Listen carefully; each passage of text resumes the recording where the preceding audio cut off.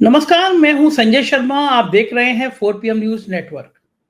10 सालों में पहली बार प्रधानमंत्री जी नागपुर गए। गए तो पहले भी, लेकिन रुके रात में 10 सालों में पहली बार। संघ को मैनेज करने की कोशिश करी कि भैया छोड़िए, अब जो बीता सो बीता, चुनाव में जुट जाइए, कम से कम मतदान प्रतिशत बढ़ जाए। लेकिन कल देर शाम तक जो आंकड़े आए थे वो बता रहे थे कि मतदान में फिर भारी संख्या में कमी आई दूसरे चरण में।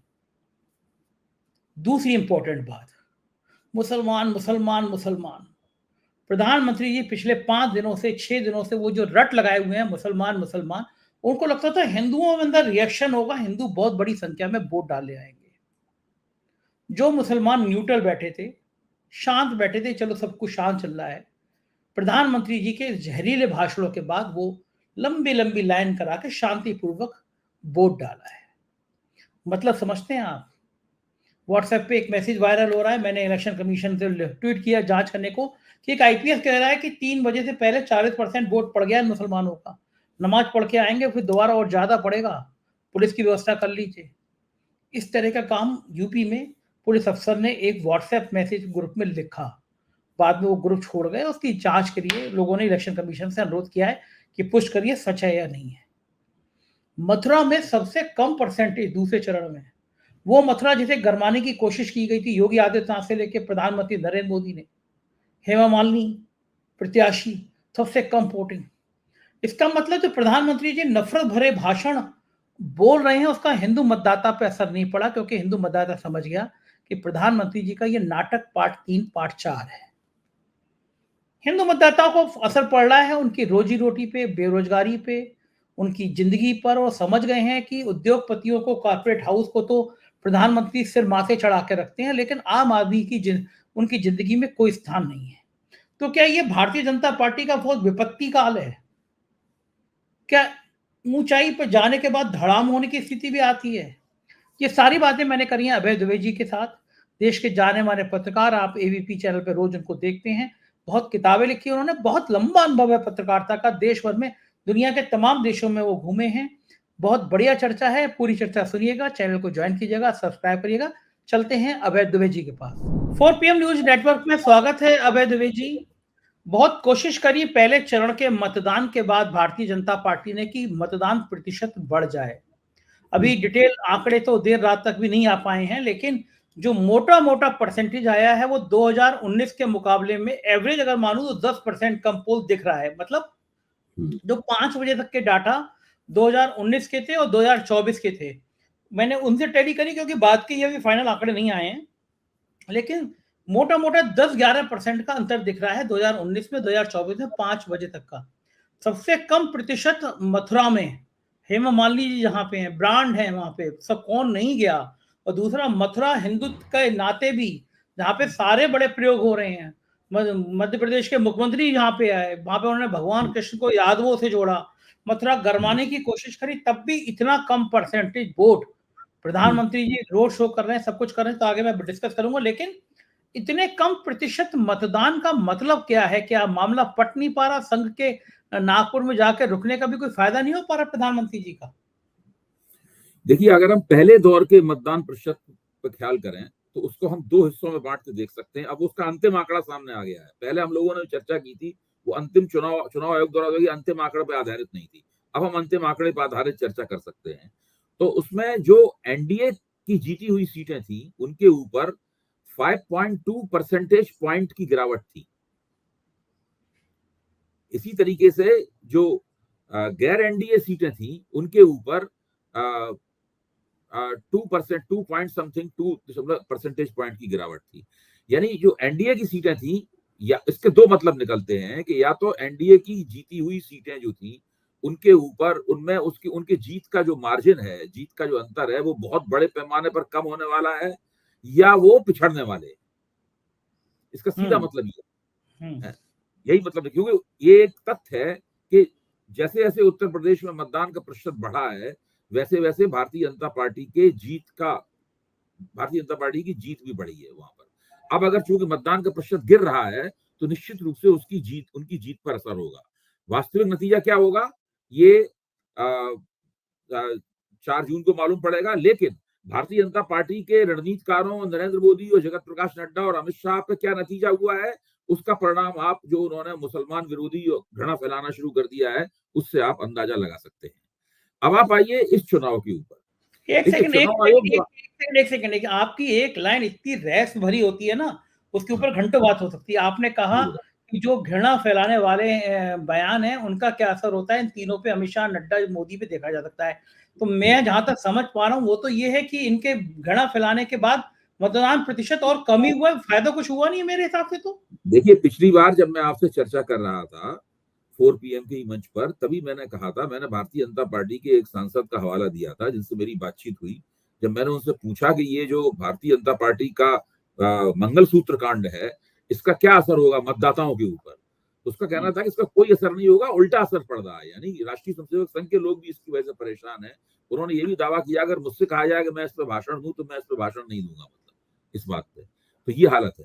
बहरहाल जो ये स्थिति जो है ना, ये उनका कहना था कि दूसरे चरण में भी जो निराशा है भाजपा के लोगों के अंदर, जो बुझे बुझे से हैं, राष्ट्रीय स्वयंसेवक संघ में जो एक निष्क्रियता है, इनर्शिया है, ये सारा का सारा बना रहेगा, ये हटने वाला नहीं है। दरअसल क्योंकि इसके कारण गहरे हैं। इसके कारण केवल ये नहीं है कि गर्मी पड़ रही है, इसके कारण केवल ये नहीं है कि अभी हाल फिलहाल कोई ऐसी घटना है, इसका ये भी कारण नहीं है बहुत ज्यादा कि टिकट किसी गलत आदमी को दे दिया गया, उसकी वजह से भी नाराजगियां हैं। इसके कारण गहरे और दूरगामी कारण है, इसके ऐतिहासिक कारण है। 10 साल से जो भारतीय जनता पार्टी जिस तरीके से चलाई जा रही है, जिस तरीके से नरेंद्र मोदी ने पूरी भाजपा के अंदरूनी जो एक पार्टी जीवन होता है, एक कार्यकर्ता जो होता है ना, एक पार्टी लाइफ होती है उसकी, वो एक पार्टी के अंदर, पार्टी उसके लिए घर की तरह होती है। वो पार्टी में जीवित रहता है, दिन रात पार्टी में जीवित रहता है, और रात में भी खड़ा हुआ है, दिन में भी खड़ा हुआ है, चुनाव के दौरान वो परिश्रम कर रहा है, लेकिन वो चुनाव नहीं होते तब भी वो पार्टी के अंदर जीवित रहता है। और जब पार्टी के अंदर उससे उसकी राजनीतिक पहलकदमी छीन ली जाए, उसकी जो पॉलिटिकल एजेंसी है उससे उसको वंचित कर दिया जाए, तब फिर वो राजनीतिक कार्यकर्ता शुरू में समझ नहीं पाता कि ये क्या हुआ। नेता, चमकदार चेहरे वाला नेता उसके सामने जो पेश किया गया है तरह तरह के मुलम्मे चढ़ाकर, और जो प्रचार के हथकंडे होते हैं, उन प्रचार के हथकंडों का इस्तेमाल करके जो पेश किया गया है, वो हमेशा मुग्ध होकर उस चेहरे की तरफ देखता रहता है। लेकिन धीरे धीरे साल दर साल गुजरने के बाद में उसे लगने लगता है कि ये ट्रैप है, ये फंदा है जिसके अंदर वो फंसा है। दरअसल उसका राजनीतिक जीवन इस चेहरे की गुलामी करने में बदल गया। उसके पास अब कुछ भी नहीं है, उसके नाम पर निर्णय लिए जा रहे हैं, उसके नाम पर सत्ता भोगी जा रही है, और सत्ता का कोई भी हिस्सा उसको प्राप्त नहीं हो रहा है। बहुत कम लोग ऐसे हैं जिनको हिस्सा प्राप्त हो रहा है। ये चीजें उसे पार्टी के खिलाफ नाराज होने पर मजबूर करती हैं, और फिर वो अगर वो विचारधारा को वफादार है तो पार्टी के खिलाफ खुल के बगावत नहीं करेगा, दल बदल नहीं करेगा, लेकिन वो उनका मन बुझ जाता है, उसका मनोबल गिर जाता है, उसका मन बुझ जाता है, और फिर वो एक दिन कहता है कि भाई ठीक है, आप महान हैं, आप ईश्वर के अवतार हैं, आप हर चीज की गारंटी ले रहे हैं, आपने जीत की भी गारंटी ले रही है, तो आप जीत जाइए, हमारी क्या जरूरत है, हमारा इसमें कोई योगदान नहीं है। देखिए इसका कारण ये है, शांत होके बैठ जाता है कि आप गारंटी, मोदी की गारंटी, मोदी विद्वान ने मोदी की गारंटी दे रहा है। हाँ, इसीलिए एक विद्वान ने एक बार एक लेख भी लिखा था, पत्रकार ने लेख भी लिखा था, हमारे मित्र पत्रकार है, मैं उनका नाम याद करने की कोशिश कर रहा हूँ, कि देश को भाजपा मुक्त लोकतंत्र नहीं चाहिए, भाजपा को मोदी मुक्त भाजपा चाहिए। जब ये मोदी ने भारतीय जनता पार्टी का एक तरह का प्रसार भी किया है, लेकिन दरअसल भारतीय जनता पार्टी एक स्वतंत्र राजनीतिक दल न होकर मोदी की चाकर पार्टी बन गई है।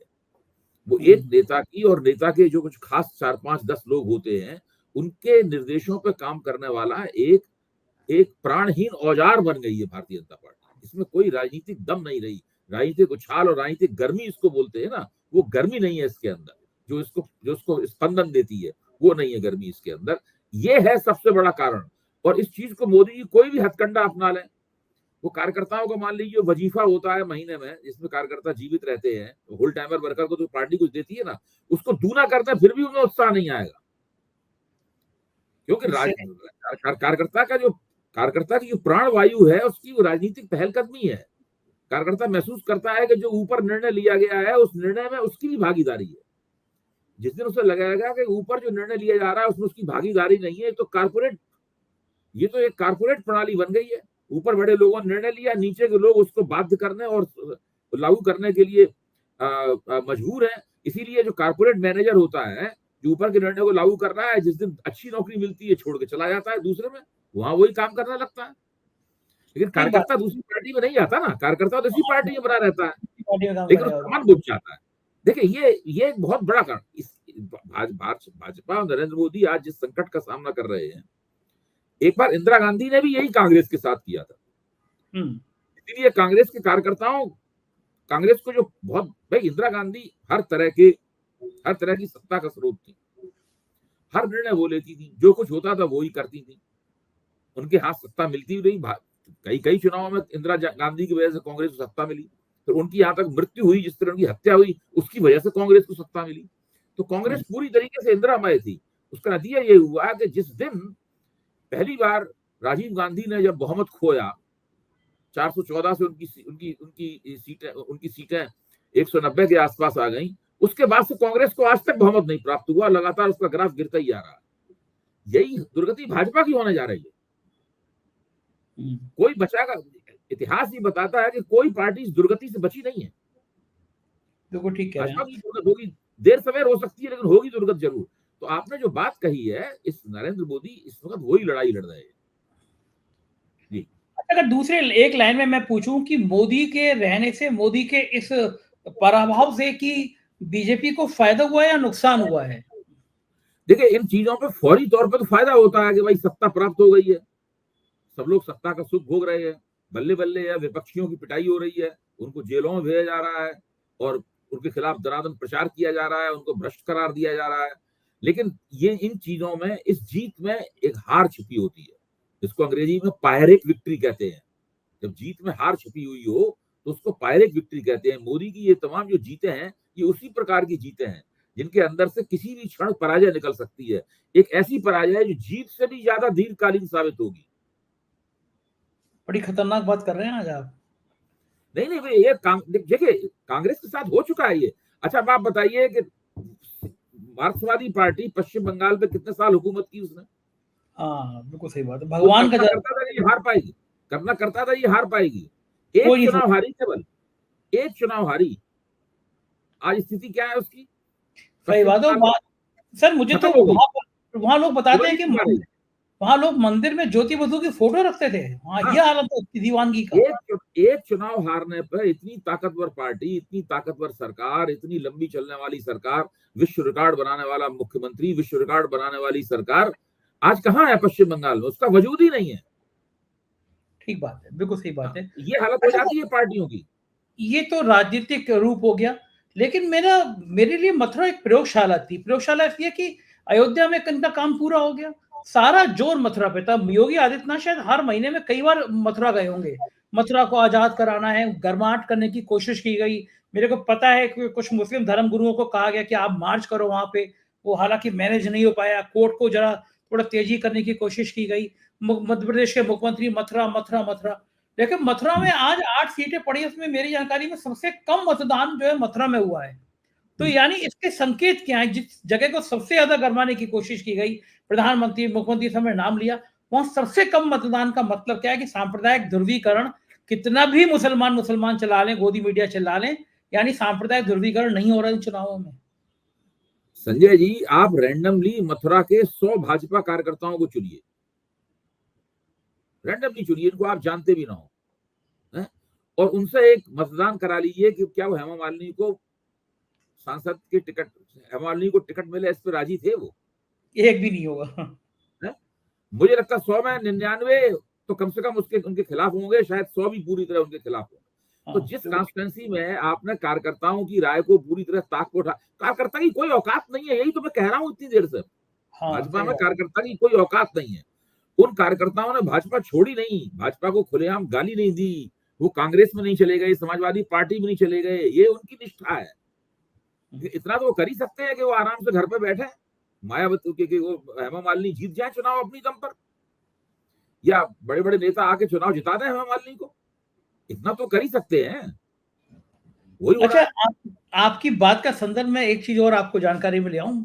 बरेली में एक केंद्रीय मंत्री हुआ करते थे, संतोष गंगवार। हाँ हाँ। अबे जी मैं वहां पे स्टार न्यूज में काम करता था, तो वो उनका ये नियम था कि वो बरेली के जहां बॉर्डर शुरू होता था वो अपना एस्कॉर्ट छोड़ दिया करते थे, वो गाड़ी से लाल बत्ती हटा लिया करते, तब गाड़ी में लाल बत्ती होती थी। वो बड़े सरल स्वभाव के थे। एक दिन मैं स्टार न्यूज में था, मुझसे जिस जगह मैं रहता था वहां के लोगों ने, प्रेमनगर इलाका था, शिकायत करी है कूड़ा बहुत होता है।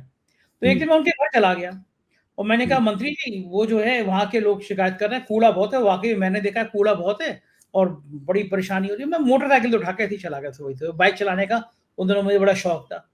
अब मैं उदाहरण दे रहा हूँ कैसे कैसे नेता होते थे। वो बड़ा पेट्रोलियम मंत्री, बड़ा बड़ी हैसियत का मंत्री होता था। उन्होंने मुझसे पूछा कि चलिए आज देख के आते हैं। अब वो बाहर आए तो मुझे लगा ये अपनी गाड़ी लगाएंगे, एस्कॉर्ट चलेगा, गाड़ी है। बोले बोले आपकी गाड़ी कहाँ है? तो मैं कहा मैं तो मोटरसाइकिल से आया हूँ। बोले चलाइए, निकालिए। और अबे जी वो मेरी मोटरसाइकिल में बैठ गए, मतलब पेट सेंटर मिनिस्टर बोले चलिए कूड़े के ढेर पे, और वो कूड़े के ढेर पे पहुंच गए। वहीं उन्होंने फोन करके नगर अफसरों को बुलाया। वो आदमी इतना गर्म था, 6-7 बार से ज्यादा लगातार मेंबर ऑफ पार्लियामेंट रहा। वो पूरा इलाका बरेली, बदायूं, शाहब और पीलीभीत कुर्मी बहुल इलाका है, उसका अचानक टिकट काट दिया गया। एक दूसरे ऐसे कुर्मी को टिकट दे दिया गया जो उस इलाके का नहीं है। एक तीसरा कुर्मी, एक रमेश गंगवार, टिकट मांग रहे थे। उनको लगा कि वो मानेंगे नहीं, तो उनके कम से कम 12 स्थानों पर इनकम टैक्स के छापे पड़वा दिए गए। फिर यह आलम हो गया, वहां का मेयर भी बीजेपी का ब्राह्मण है, उसने संतोष गंगवार जी के खिलाफ बोल दिया, तो वहां के सब कुर्मियों ने आंदोलन कर दिया, हंगामा कर दिया। और प्रदेश अध्यक्ष भूपेन्द्र चौधरी जब गए वहां पे, तो बीजेपी के प्रदेश अध्यक्ष को बंदा बना लिया गया, नारेबाजी हुई। उस पूरे इलाके में कुर्मियों की नाराजगी सामने आई। अब आलम यह है कि बरेली जिले का एक हिस्सा है आंवला। आंवला में हाँ प्रधानमंत्री कल आंवला में रैली करने गए। आमतौर पे जब प्रधानमंत्री का इतना बिजी शेड्यूल होता है कि एक जगह जा रहे हैं 25-30 किलोमीटर में एक ही रैली करेंगे। कल वो रैली करने गए, आज वो बरेली में रोड शो कर रहे हैं, यानी 30 किलोमीटर दूर एक जगह वो रैली कर रहे हैं, फिर 24 घंटे बाद रोड शो कर रहे हैं, क्योंकि पूरे मंडल में कुर्मी नाराज है। तो जो आप कह रहे हैं ना कि किसी को भी उठा के टिकट दे दिया, वो बरेली में भी दिख रहा है कि विद्रोह विद्रोह की स्थिति आ गई है वहां पे। तो ये प्रयोग भाजपा को बहुत भारी पड़ सकता है उत्तर प्रदेश में। मैं तो शुरू से कह रहा हूं कि भाजपा ने जिस तरीके से टिकट बांटे हैं उसमें पहली बार मुझे लग रहा है कि इसके अंदर बहुत रणनीतिक कुशलता उन्होंने नहीं दिखाई है। टिकट बांटने में बहुत गूफअप हुआ है। भाई मैं गाजियाबाद में रहता हूं, आज मैंने गाजियाबाद में वोट डाला है।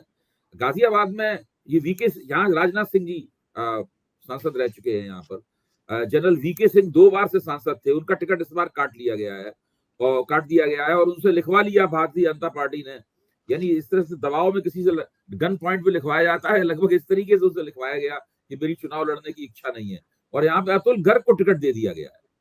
बरेली में तो कम से कम एक कुर्मी नेता का टिकट काटा गया, दूसरे कुर्मी को टिकट दिया गया, लेकिन यहाँ तो ठाकुर का टिकट काटा गया है और वैश्य समाज के एक व्यक्ति को टिकट दे दिया गया है। तो यहाँ पे बड़ी नाराजगी है यहाँ पर। और मायावती ने इसको भापते हुए पुंडीर को टिकट दिया, जो खुद राजपूत है वहां पर। डॉली शर्मा यहाँ पे लड़ रही है कांग्रेस के टिकट से। तो मैं केवल इस बात को इसलिए कहना चाहता हूं कि जो जातियों का संतुलन बड़ी खूबी के साथ में भारतीय जनता पार्टी पूरे उत्तर प्रदेश में बनाती थी, और जिनका समीकरण भारतीय जनता पार्टी की लगातार जीतों का प्रमुख कारण रहा है। मैं हमेशा मानता हूं कि जो सामाजिक समीकरण होता है उसकी वजह से चुनाव जीता हारा जाता है, वो मुख्य कारण होता है। बाकी व्यवस्था, पैसा, प्रचार, भाषण, रैली, रोड शो, ये भी उसमें भूमिका निभाते हैं, लेकिन मुख्य तौर पर बुनियाद पड़ती है और जीत बनी रहती है, जीत की संभावना बनी रहती है सामाजिक समीकरण के कारण। तो इस बार लगता है कि उत्तर प्रदेश में भाजपा का सामाजिक समीकरण कई तरह से गड़बड़ा रहा है। अब वो किस हद तक सामाजिक समीकरण नुकसान करेगा, कहां पे वोट कम होंगे, कहां पे भाजपा को दिक्कत होगी, वो ये चीज देखने वाली है, ये आगे समझ में आएगा हम लोगों को। लेकिन ये तो बात बिल्कुल स्पष्ट है कि जिस सामाजिक समीकरण के साथ के कारण भाजपा उत्तर प्रदेश की इतनी बड़ी पार्टी बनी है पिछले 10 साल में, वो सामाजिक समीकरण पहली बार गड़बड़ाता हुआ दिख रहा है। अच्छा, यूपी नहीं, महाराष्ट्र में भी यही हालत है। महाराष्ट्र में भी कल हम बात कर रहे थे राजीव रंजन जी के साथ। महाराष्ट्र में भी आज जो परसेंटेज आई है, वो भी अभी तक की जो सूचना कल तक आई थी फाइनल नहीं है, कि वहां भी वोटिंग कम हो रही है। यानी परसेंटेज कम, हर जगह का ये रुझान आ रहा है कि मतदान प्रतिशत गिर रहा है। आप जानते हैं परसेंटेज कम कब होता है? जब उपचुनाव होता है, जब बाई हाँ, इलेक्शन होता है। जनरल इलेक्शन में नहीं परसेंटेज कम होते हिंदुस्तान में। जनरल इलेक्शन में तो हर चुनाव पिछले वाले चुनाव से कुछ ना कुछ बेहतर परसेंटेज निकालता है। अच्छा, इसमें एक और बात है कि कुछ राज्य ऐसे हैं जहां परसेंटेज आपको कम, वैसे मेरे ख्याल से परसेंटेज कम होने की परिघटना पश्चिम बंगाल में उतनी प्रभावी नहीं होगी, वहां ज्यादा हुआ मेरा। है। हाँ हाँ, वहां केरल में इतनी प्रभावी नहीं होगी घटना वहां हाँ, पर। हाँ। ये मुख्य तौर पर जो भाजपा का प्रभाव क्षेत्र है वहां ज्यादा प्रभावी है। ओके, ओके, तो इसका मतलब भाजपा का बीजेपी का कैचमेंट वोटर नहीं एरिया है निकला। ना, हाँ, भाजपा का कैचमेंट एरिया है वहां ज्यादा प्रभावी है। अभी हम्म, आपने जितनी भी सीटें बताई ये सारी उत्तर प्रदेश की सीटें हैं, 8 सीटें जहां पे आज उत्तर प्रदेश में मतदान हो रहा है। 8 सीटों पे पहले दौर में हुआ था और 8 सीटों पे दूसरे दौर में हो रहा है, वहां पे है। राजस्थान में पिछली बार तो मतदान प्रतिशत बहुत भयानक रूप से गिरा था। हाँ, यानी त्रिपुरा में अगर भी, विधानसभा भोपाल में चुनाव भी। खेलने गए तो 18 परसेंटेज पॉइंट का नुकसान था मतदान हम्म, प्रतिशत में, हानि थी। हम्म, तो हम्म। ये चीज क्या गुल खिलाएगी? मुझे लगता है कि भाजपा को, मुझे ऐसा लगता है तार्किक दृष्टि से मैं कह रहा हूं, मुझे लगता है कि भाजपा को इसमें काफी नुकसान होने वाला है।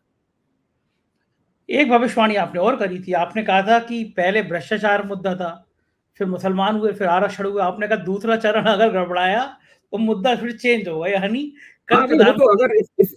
अगर इस चरण में भी मतदान प्रतिशत में समस्या रही, खासतौर से भाजपा के कैचमेंट एरिया में, तो चुनाव आयोग बाद में जो आंकड़ा देता है उससे लगता है कि शायद कोई खास फर्क नहीं पड़ा, उस आंकड़े से ज्यादा प्रभावित नहीं होना चाहिए।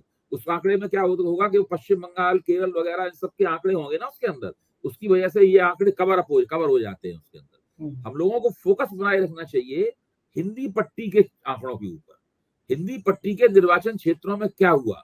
भाजपा ने आज जो कितनी सीटें, आज कितनी सीटें थी, आज आज सीटें थी 8 सीटें उत्तर 87। प्रदेश में, हाँ सीटें उत्तर प्रदेश में। हाँ, 87 सीटें थी जिन पे चुनाव हो रहा है, उनमें बस। 62 सीटें एनडीए ने जीती थी। हाँ। यानी 3/4 सीटें एनडीए ने जीत ली थी पिछली बार। हम्म, इन सीटों के ऊपर 70% से ज्यादा मतदान पिछली बार हुआ था। हम्म, हम्म, कहीं कि 75% उत्तर प्रदेश में मतदान हुआ था। हम्म। उसके मुकाबले मतदान कहाँ जाता है, इस पे हमें निगाह रखनी चाहिए।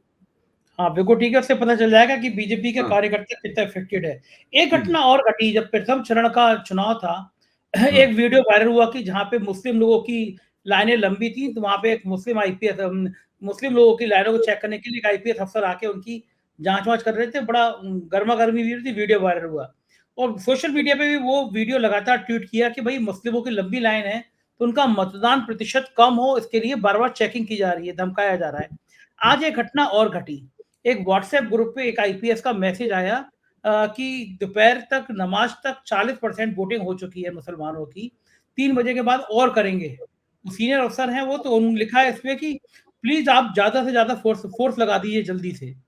तो ये तो बड़ा शॉकिंग था। मैंने चुनाव आयोग को ट्वीट भी किया कि मैं कंफर्म नहीं हूँ कि मैसेज सही है या गलत है, लेकिन अगर व्हाट्सएप ग्रुप पे एक इतना सीनियर आईपीएस अफसर ये मैसेज लिख रहा है कि इनकी वोटिंग 40% हो चुकी है और नमाज पढ़ के और वोट करेंगे, तो ज्यादा फोर्स लगा दीजिए। एक तरफ चुनाव आयोग कह रहा है कि 100% मतदान करो, लेकिन अगर मुसलमान कर रहा है तो फोर्स लगा दीजिए। ये क्या ब्यूरोक्रेसी की अब सीमा, यहां तक, इस हद तक ब्यूरोक्रेट गिर गए हैं कि मुसलमान वोट कर रहा है तो लंबी लंबी लाइनें लगी हैं, तो उनके चेकिंग करो, उनकी फोर्स लगा दो। ये गंभीर हालात नहीं है क्या अभय जी? देखिए, इसके आपके सवाल के दो पहलू हैं। एक तो ये है कि मुसलमानों का वोट, और दूसरा ये है कि चुनाव आयोग और प्रशासन का रवैया। मैं दोनों पे अलग अलग बात करूंगा। आप जब पहले दौर के मतदान में जब कमी आई तो टीवी पे इस बात की बहस हुई कि मतदान क्यों कम हुआ।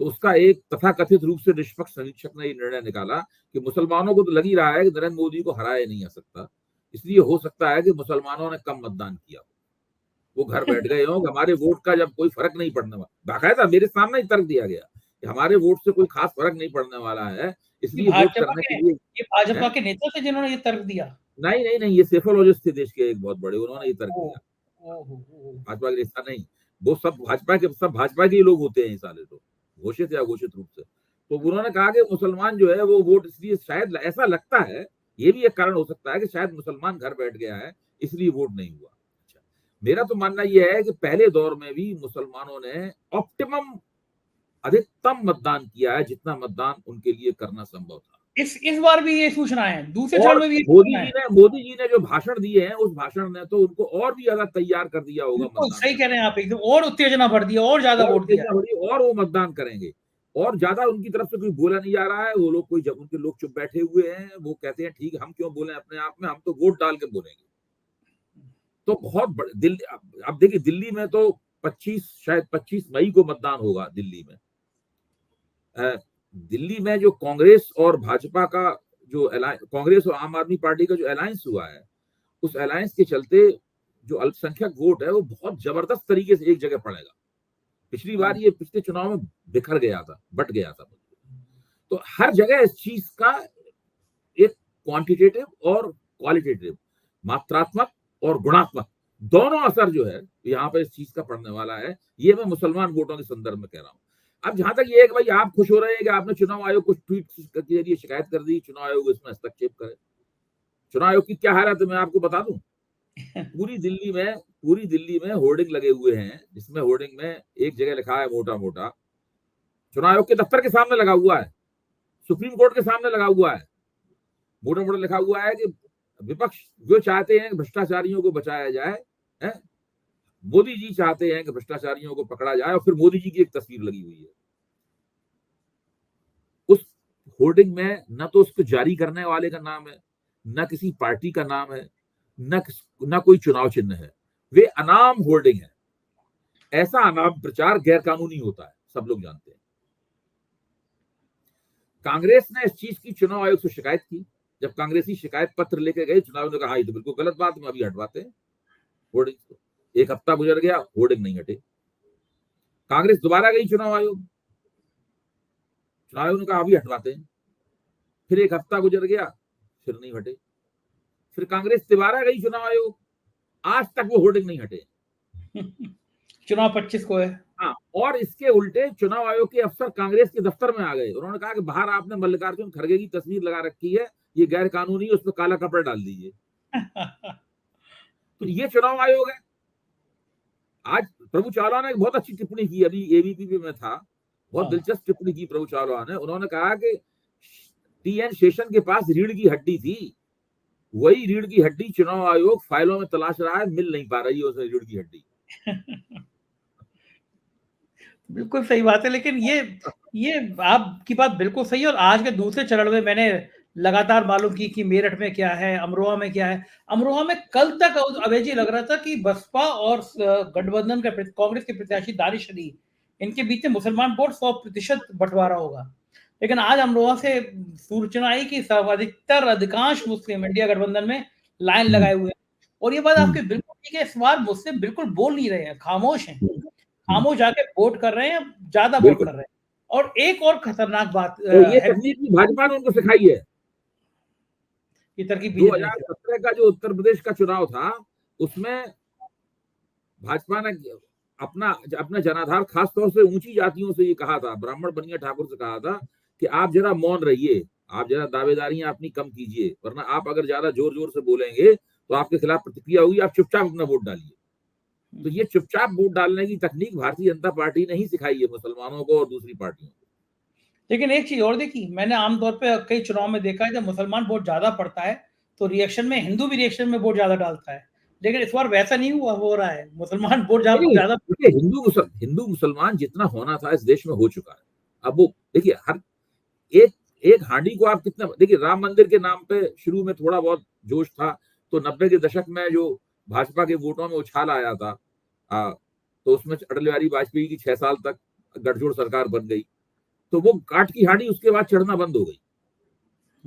नरेंद्र मोदी का अपना एनालिसिस था कि राम मंदिर काट की हांडी है, अभी एक बार चढ़ गई, अब दोबारा नहीं चढ़ेगी। उन्होंने कभी राम मंदिर के जरिए उन्होंने चुनाव लड़ने के लिए, उनका एनालिसिस ठीक था नरेंद्र मोदी, मैं उसकी तारीफ करूंगा। इसमें राम मंदिर की काट की हांडी थी। अब ये जो हिंदू मुस्लिम दोबारा कर रहे हैं कांग्रेस के घोषणा पत्र के हवाले से, ये भी काट की हांडी है। देखिए हिंदू मुसलमान जितना होना था हो चुका। सामान्य हिंदू को लगता है कि हमको बेकार में भड़का रहे हैं इनके खिलाफ।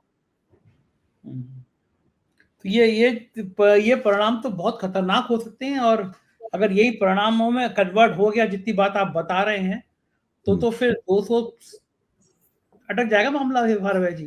अरे भाई, आज ही एक भारतीय जनता पार्टी के जो के प्रति निष्ठावान समर्थक पत्रकार हैं, जब उनसे ऐसी अनौपचारिक रूप से पूछा गया कि इस बार क्या लग रहा है आपको, तो उन्होंने कहा कि जो उन्होंने बात कही उसका अंदाजा, उसका आशय ये था कि 2014 और 2019 के बीच में का नतीजे के बीच में कोई नतीजा होगा। यानी कोई भी अब 370, 350, 370 और 400 पार की बात नहीं कर रहा है।